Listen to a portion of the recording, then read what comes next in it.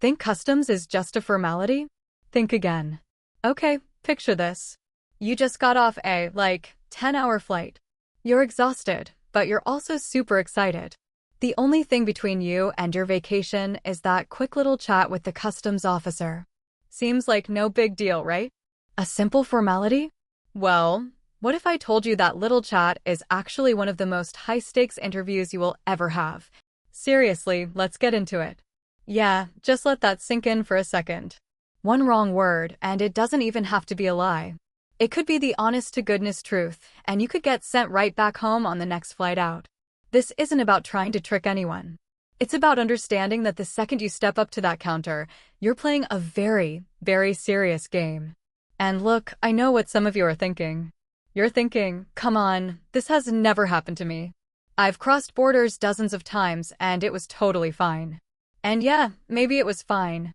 But here's the thing, you got lucky. Or maybe your trip was so simple, so textbook, that there was nothing for them to catch.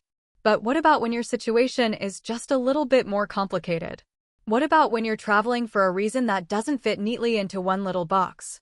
That's when knowing this stuff can literally save your trip. Right, so we really have to stop thinking of this as just getting a passport stamp. This is, without a doubt, the most critical checkpoint of your entire trip. Every single person who travels internationally goes through it, but almost no one understands what's really going on. I mean, we're talking about maybe 30 seconds. That's it. In that tiny, tiny window of time, an officer has to make a call on you. Are your intentions good? Are you credible? Are you a risk? And believe me, they are trained to read between the lines. It's not just what you say. It's what you don't say. It's that tiny hesitation, the way you look away, all of it can be a huge tell. And here's something most people don't realize. Customs officers aren't randomly assigned to booths. Many of them have years, sometimes decades, of experience. They've seen thousands upon thousands of travelers walk through. They've heard every excuse, every story, every variation. After a while, they develop a kind of gut instinct that's almost scary. They can clock something off about you before you've even finished your first sentence. So never, ever underestimate who you're talking to. Okay, so let's get to it. We're going to talk about the single most important question you will ever be asked at customs. And it's tricky because it sounds so innocent, so conversational. But your answer, it sets the tone for the entire conversation and can send you down a really bad path if you're not careful. And there it is, the big one. What's the purpose of your visit? When they ask this question, trust me, they are not just making small talk. They're listening, really listening for specific keywords. Keywords that have to match up with your visa. And this right here is where so many travelers make their first big mistake. So take a look at this. It's actually incredibly simple when you see it laid out. You want to stick to the words on the left: vacation, tourism, holiday. Easy, right? But the second you say anything from the right-hand column, work, business meetings, conference, boom, red flag. But why? Well, it's because those things might need a completely different kind of visa. You might think, oh, I'm just attending a 3-day conference. My company is paying for it. But that one little word, work, tells the officer your trip isn't just for fun. And that means they're going to have a lot more questions for you. Now let me give you a real example of how fast this can go sideways. Imagine two travelers, both on tourist visas, both flying into the same city. Traveler A says, I'm here for vacation, doing some sightseeing, maybe hit the beach. Done. Conversation over in 10 seconds. Traveler B says, I'm here for a conference, but also doing some sightseeing after. Just like that, Traveler B is now in a completely different conversation. The officer is thinking, conference? What kind? Is someone paying for this? Are you being compensated? Is this work?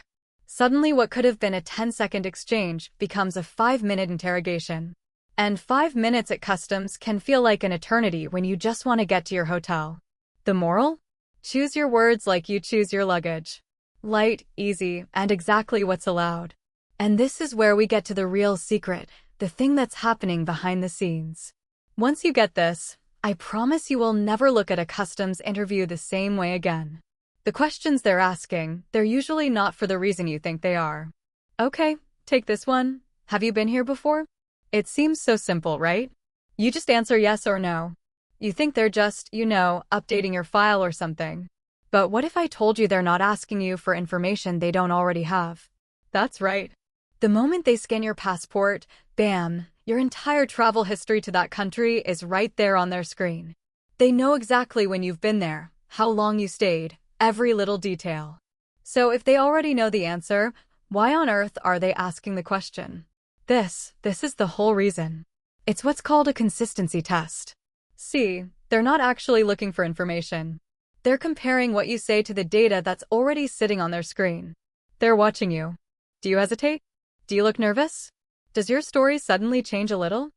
It's not an interview, people. It's a pop quiz, a psychological assessment. And they're watching everything. Seriously, do your answers line up with your visa application, with your past trips? Are you fidgeting? Are you avoiding eye contact? Do you seem way too stressed out for a simple question? Or are you just calm and confident? These officers are trained to spot the tiniest signs of deception. And any little inconsistency is all the reason they need to pull you into a little room for a much, much longer chat. And by the way, that little room? It has a name. Secondary inspection. And trust me, you do not want to go there. It's not the end of the world if you do, but it means more waiting, more questions, more scrutiny. Your bags might get searched. You might miss a connection. And at that point, your vacation has already started on the worst possible note. So let's talk about how to make absolutely sure you never end up there. Okay, so now we know the stakes and we understand the hidden test that's going on. So the big question is, how do you pass this thing with flying colors every single time? Let's put together a super simple, super effective game plan. All right, here are the 3 golden rules. You just have to remember these. Number 1, keep it simple. Super simple. If they ask why you're there, just say vacation. That's it. Don't go on and on unless they ask you to. Number 2, stay consistent. Whatever you say has to match what's on your forms and in your travel history. No exceptions. And number 3, which is honestly my favorite, be a boring tourist. Your goal, your mission is to be the most unremarkable, totally forgettable person that officers sees all day long. And here's a bonus tip that nobody talks about. Your body language matters just as much as your words. Before you even get to the counter, take a breath. Seriously. Roll your shoulders back, stand up straight, and relax your face. You want to look like someone who has absolutely nothing to hide, because guess what? You don't. You're just a tourist. Act like one.